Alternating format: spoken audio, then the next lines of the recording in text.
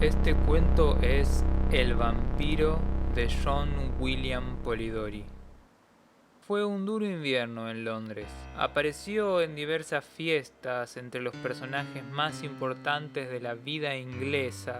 Miraba a su alrededor como si no participara en las fiestas, como si pudiera aplacar la diversión a su voluntad y amedrentar a los alegres y despreocupados. Los que experimentaban esa sensación no podían explicar por qué. Algunos decían que era su mirada gris, que penetraba hasta lo más hondo de la conciencia, hasta lo más profundo del corazón. Pero sus rarezas mismas provocaban invitaciones. Todos deseaban verlo. A pesar de su palidez, muchas damas andaban siempre tratando de llamarle la atención, ninguna con éxito visible, porque era tan cauteloso como se dirigía a ellas, que muy pocos sabían de su interés por las mujeres. Por la misma época llegó a Londres el joven Aubrey. Era huérfano, con una sola hermana y una fortuna más que respetable, pero cultivaba más su imaginación que su buen juicio. Alimentaba los sentimientos románticos del honor y el candor que diariamente arruinan a tantos jóvenes inocentes. En fin, pensaba que los sueños de los poetas eran la realidad. Era guapo, sincero, rico, así que lo rodeaban muchas mujeres, pero con el tiempo fue descubriendo que en la vida real no existía la menor base para sus necedades románticas. Estaba a punto de abandonar sus sueños cuando el extraordinario ser antes mencionado se cruzó en su camino. No tardó en convertir a semejante ser en el héroe de un romance. Decidió observar aquel retoño de su fantasía más que al personaje mismo. Fue atento y llegó a hacerse notar por aquel caballero. Se enteró de que Lord Ruthven tenía unos asuntos algo embrollosos. Y no tardó tampoco en averiguar que estaba a punto de emprender un viaje. Unos días más tarde ya habían cruzado juntos el Canal de la Mancha. Hasta entonces, Aubrey no había tenido oportunidad de estudiar a fondo el carácter de su compañero. Sí, descubrió que era muy liberal. En Bruselas y otras ciudades por las que pasaron, Aubrey se asombró ante la aparente avidez con que su compañero buscaba los centros de mayores vicios. El vago, el ocioso y el pordiosero recibían de su mano más de lo necesario para aliviar sus necesidades, pero jamás aliviaba las desdichas de los virtuosos, reducidos a la indigencia por mala suerte.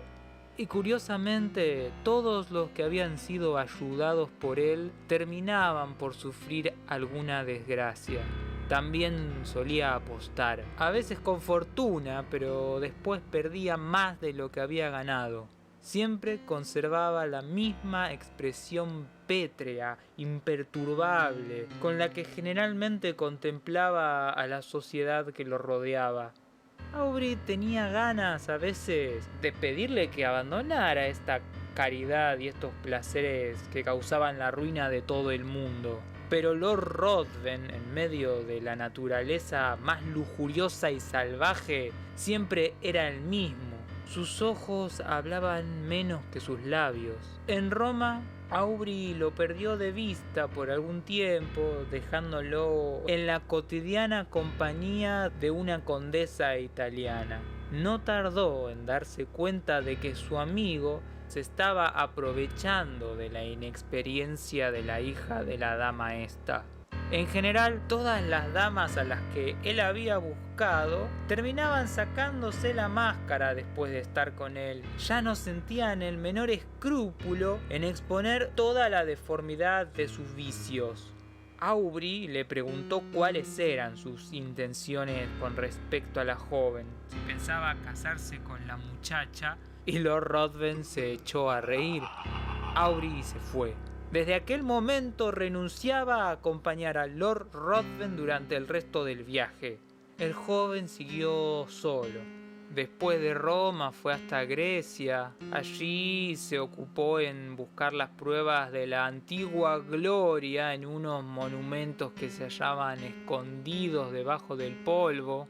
Pasó esos días en una casa de familia.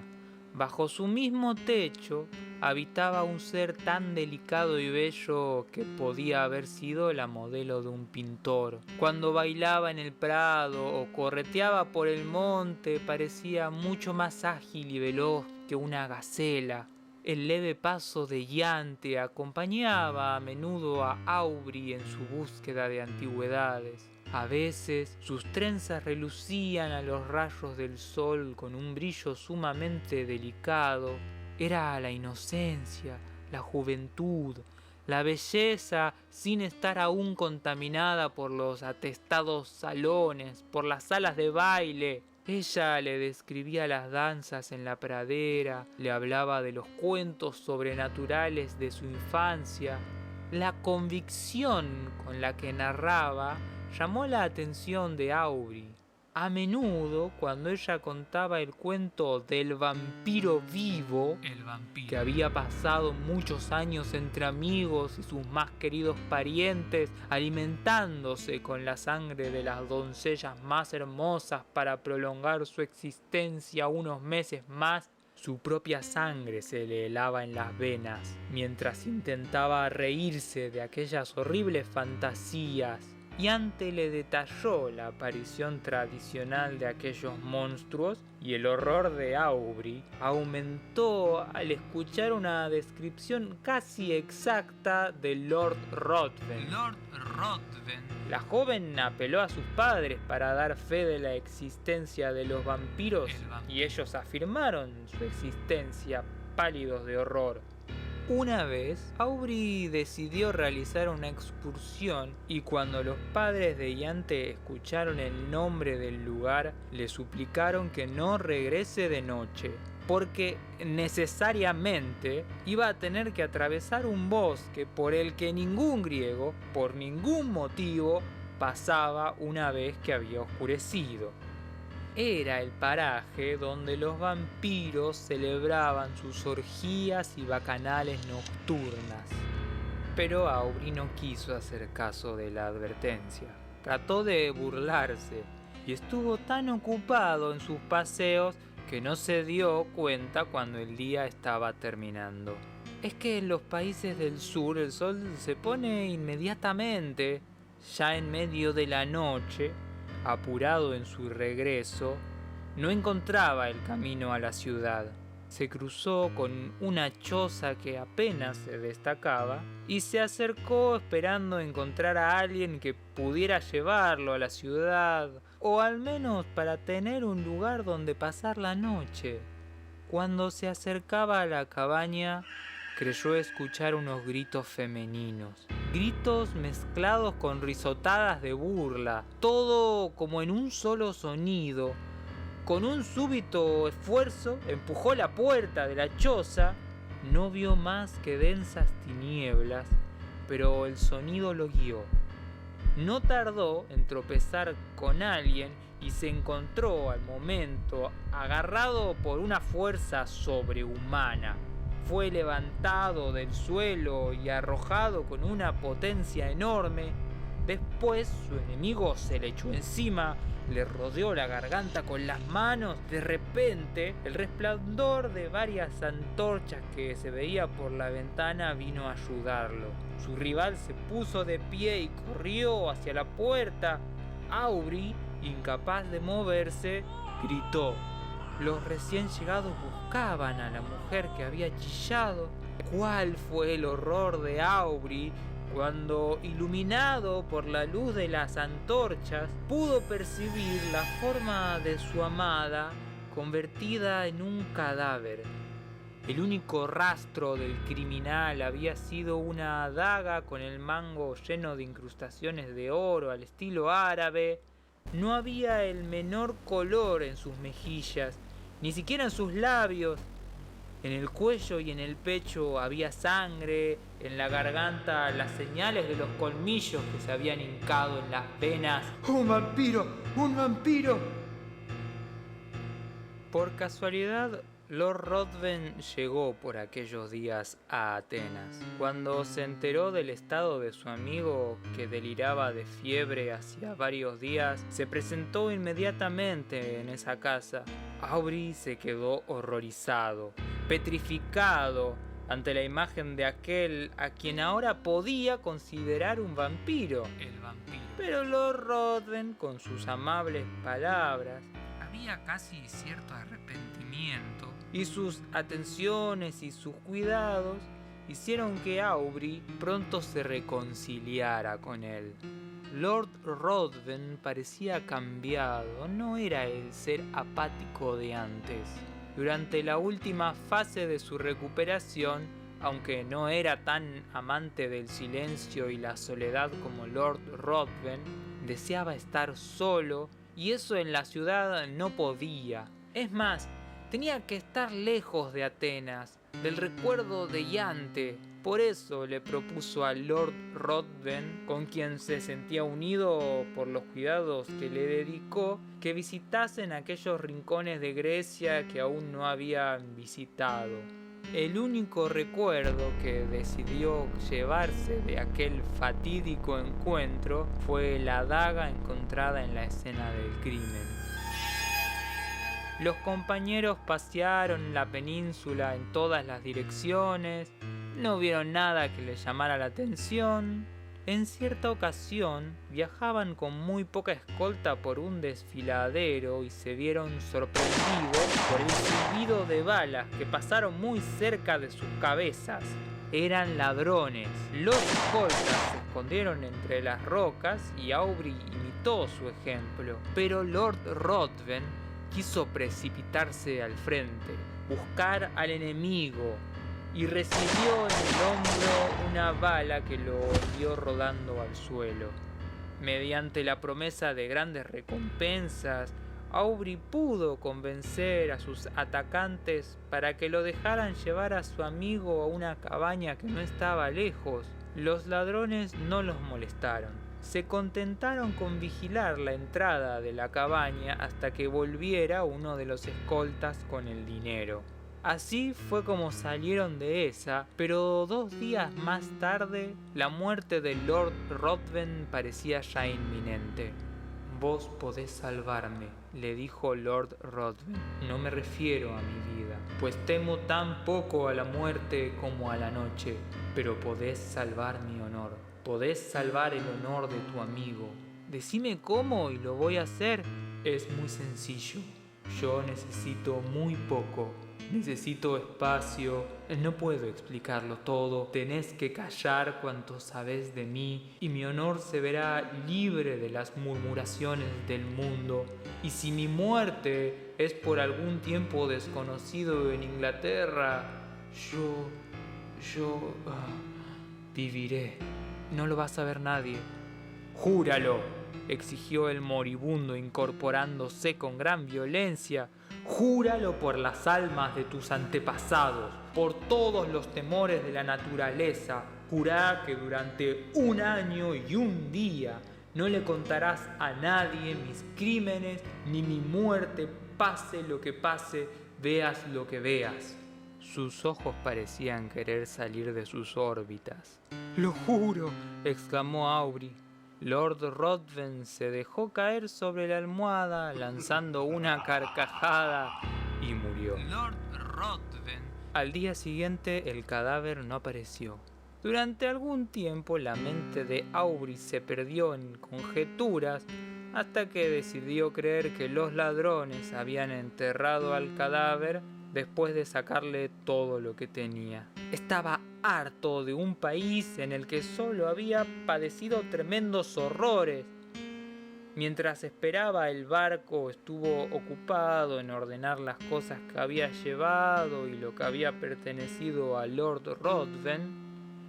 Entre otras cosas, encontró un estuche que contenía varias armas, entre ellas dagas y yataganes. Asombrado ante sus curiosas formas, grande fue su sorpresa al encontrar una vaina ornamentada en el mismo estilo que la daga encontrada en la choza fatal. Aubry se estremeció y, deseando obtener nuevas pruebas, buscó la daga. Su horror culminó cuando verificó que la hoja entraba perfectamente en la vaina, sin importar su forma peculiar. ¡Un vampiro! ¡Un vampiro! No necesitaba ya más pruebas, y así todo se resistía a creerlo. Sin embargo, aquella forma, los mismos esplendorosos adornos en el mango y en la vaina, no dejaban la menor duda. Lord Ruthven, el vampiro. La hermana de Aubry no tenía la gracia que atrae las miradas y el aplauso de las reuniones y fiestas. Sus ojos azules jamás se iluminaban con ironías o sarcasmos. Apenas tenía 18 años, ni siquiera había sido presentada en sociedad. El plan de los tutores era dar una fiesta con el fin de que ella apareciese en escena, como se dice, cuando su hermano volviera del continente. Aubry habría preferido estar apartado de todo eso, pero no hubo caso. La multitud fue excesiva, una fiesta no vista en mucho tiempo. Estando solo en un rincón mirando a su alrededor con muy poco interés, Aubry pensó abstraídamente que la primera vez que había visto a Lord Ruthven había sido en aquel mismo salón. De repente sintió que lo agarraban por el brazo por una fuerza sobrehumana, al tiempo que en sus oídos resonaba una voz que recordaba muy bien. Acordate del juramento. Aubry apenas tuvo valor para darse vuelta. Temía ver a un espectro que le podría destruir y distinguió no lejos a la misma figura que había atraído su atención hace algunos meses. Lo contempló hasta que sus piernas casi se negaron a sostener el peso de su cuerpo. Lord Ruthven había vuelto a presentarse ante él, y todos los detalles se encadenaron súbitamente ante sus ojos: la daga, la vaina, la víctima, el juramento. ¡Un vampiro! ¡Un vampiro! No era posible que un muerto resucitara. El joven intentó abrirse paso entre la gente para acudir al lado de su hermana, para sacarla de ahí, cuando uno de los presentes, al darse vuelta, le mostró aquella cara que tanto aborrecía. Lord Ruthven. Aubry dio un tremendo salto, agarró a su hermana del brazo y apresuradamente la sacó hacia la calle. Mientras trataba de alejarse, volvió a escuchar esa voz fatídica: acordate del juramento. Aubry empezó a dar señales de desequilibrio mental.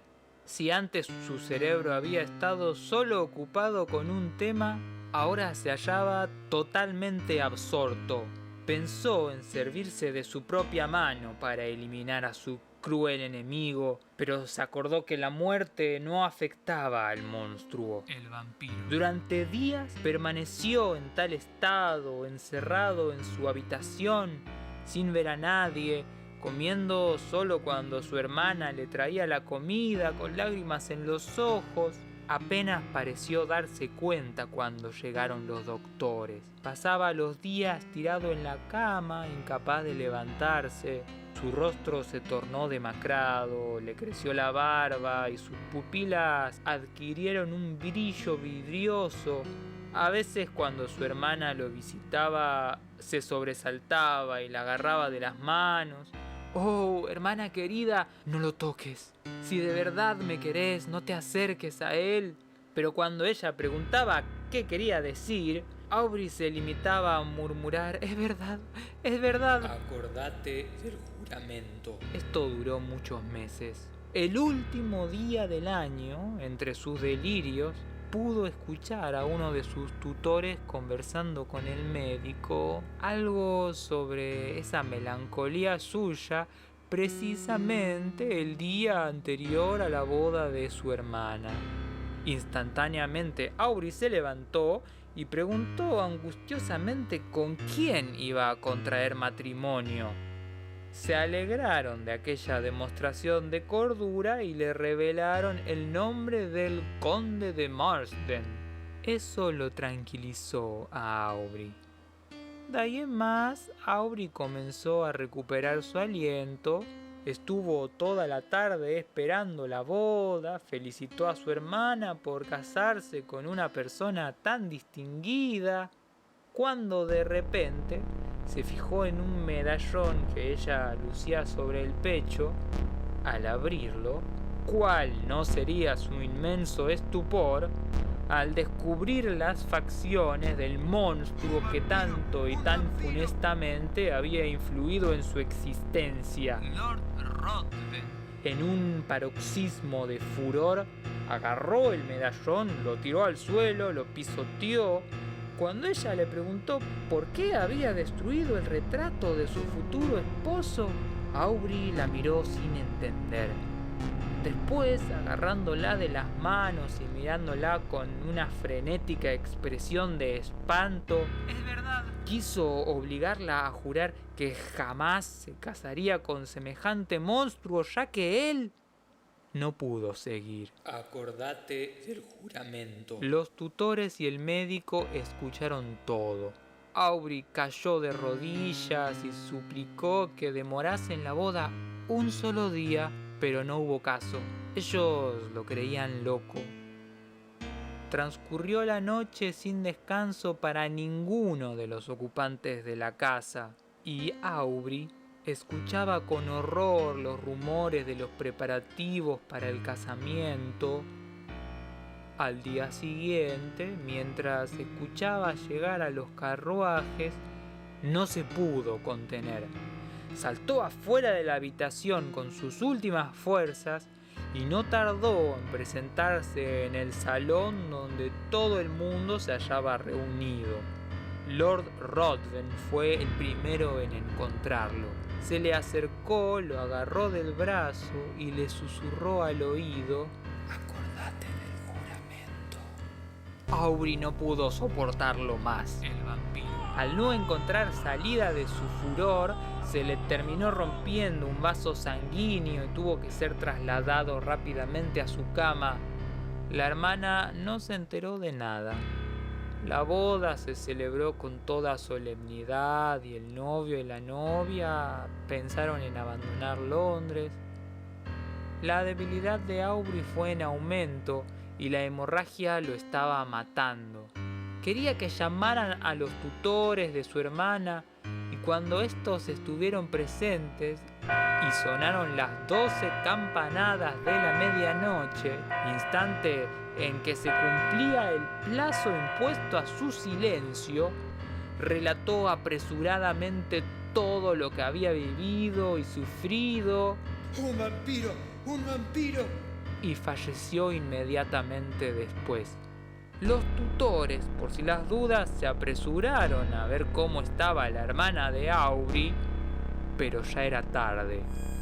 Lord Ruthven había desaparecido El vampiro. y la joven había saciado la sed de sangre de un vampiro. El vampiro. John William Polidori.